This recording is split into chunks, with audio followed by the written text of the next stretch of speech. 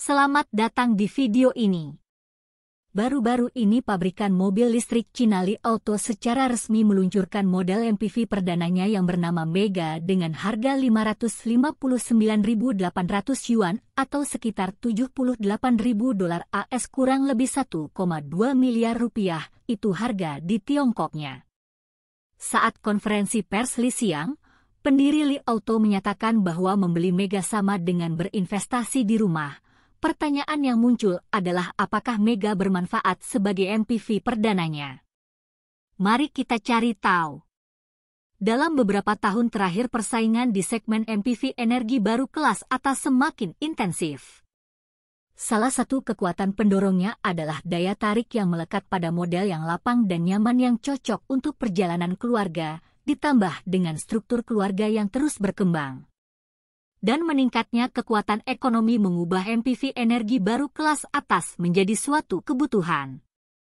Mega muncul sebagai yang terdepan di arena ini, model baru yang secara resmi diluncurkan pada tanggal 1 Maret hadir dengan label harga 559.800 yuan, dan pengiriman dimulai pada tanggal 11 Maret dimulai dengan khas Li Auto desain yang terinspirasi dari speed rail.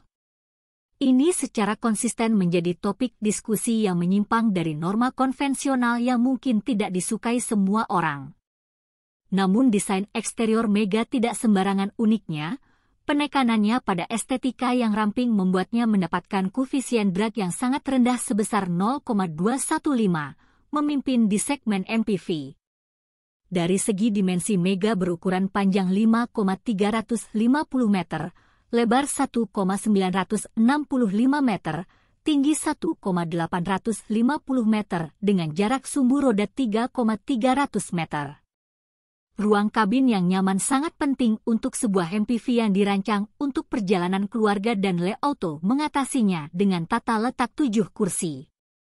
Kursi depan dilengkapi fungsi pijat ventilasi pemanas dan dukungan pijat 16 titik bantalan kursi pengemudi mendukung penyesuaian lembut dan keras. Dan sandaran kaki terintegrasi elektrik pada kursi penumpang depan dapat mencapai 65 derajat peningkatan penting untuk kenyamanan. Terlebih lagi fungsi pemanas pada kursi independen baris kedua mendukung pemanasan menyeluruh 270 derajat untuk sandaran kursi, bantalan kursi, sandaran kaki dan sandaran tangan serta fungsi pijat. Selain itu, baris kedua dilengkapi dengan layar OLED 3K 17 inci yang dilengkapi fitur Dolby Vision dan atmosfer Dolby. Fasilitas seperti kulkas dalam mobil dan meja kecil juga disertakan. Kursi baris ketiga tidak hanya mendukung pelipatan sandaran belakang ke depan tetapi juga dapat dibalik sepenuhnya ke depan menciptakan ruang bagasi yang lebih lega berkat wheelbase yang diperpanjang. Ruang bagasi mengakomodasi kebutuhan perjalanan keluarga sekaligus memastikan kenyamanan 7 penumpang. Dalam hal berkendara cerdas, konfigurasi perangkat keras Mega mengadopsi 2 chip NVIDIA Drive Orin dengan kekuatan komputasi 508 puncak dilengkapi dengan 128 BIM LiDAR dan 11 kamera yang mengelilingi kendaraan dengan model besar BEV dan jaringan hunian. Mega memiliki persepsi yang luas dan jelas tentang dunia fisik yang mampu merencanakan dan mengendalikan secara efektif dengan pemikiran global dan kemampuan prediktif menangani kondisi jalan yang kompleks. Mega mengadopsi platform tegangan tinggi 800 voltase dan dilengkapi dengan baterai Kirin 5C dengan kapasitas total 102,7 kW per jam dan jangkauan ultralong CLTC 710 km. Dalam skenario kecepatan tinggi, Li Auto telah membangun lebih dari 300 stasiun pengisian daya super dengan rencana investasi lebih dari 6 miliar yuan di masa depan. Membangun lebih dari 5.000 stasiun pengisian daya 5C yang mencakup 95% jalan raya di Tiongkok dan jalan-jalan utama nasional. Dengan ujung depan berbentuk tetesan bodi sempurna dan bilah angin yang unik, desain aerodinamis Mega yang luar biasa menghadirkan koefisien hambatan minimal 0,215 dan mencapai konsumsi energi yang mengesankan serendah 15,9 kW per jam per 100 km. Sistem penggerak 4 roda cerdas motor ganda memberikan kinerja akselerasi yang sangat baik dan kehalusan tenaga dengan daya puncak sebesar 400 kW. Torsi puncak 542 meter baru dan akselerasi 0 hingga 100 km per jam hanya dalam 5,5 detik, sementara suspensi udara karpet ajaib Mega Max dilengkapi dengan pegas udara ruang ganda. Dan peredam kejut CDC dikombinasikan dengan algoritma kontrol yang dikembangkan sendiri mencapai stabilitas penanganan dan pengendaraan yang luar biasa kenyamanannya. Dengan rentang penyesuaian suspensi 70 mm menghadirkan berbagai fungsi seperti 2 mode pemuatan penyesuaian kecepatan cerdas dan mode escape menawarkan pengalaman berkendara yang lebih serbaguna. Sebelum melanjutkan lebih jauh, beritahu kami apakah Anda menyukai videonya. Jika ya, silakan klik suka dan bagikan, dan mari kita lanjutkan. Pasca konferensi pers, Li Auto telah menerima pesanan lebih dari 35.000 unit yang menunjukkan persaingan ketat di pasar MPV yang tinggi. Baru-baru ini BYD Kin Plus edisi kehormatan semakin menurunkan ambang batas untuk pembelian kendaraan energi baru dengan harga awal kurang dari 80.000 yuan. Kemudian BYD secara resmi mengumumkan harga edisi kehormatan Kin Plus dan Song Plus dengan harga awal edisi kehormatan hanya 149.000 yuan dan edisi Song Plus kehormatan bahkan lebih rendah lagi yaitu 129.800 yuan. Dengan harga yang terjangkau sekali lagi menegaskan apa yang disebutkan oleh Ketua BYD Wang Chuanfu bahwa BYD memiliki kekuatan harga dalam kisaran 100.000 hingga 200.000 yuan. Tetapi perusahaan juga berharap menjaganya agar tetap stabil, tidak membuat semua orang merasa tidak nyaman dan tidak meninggalkan orang lain tanpa jalan keluar.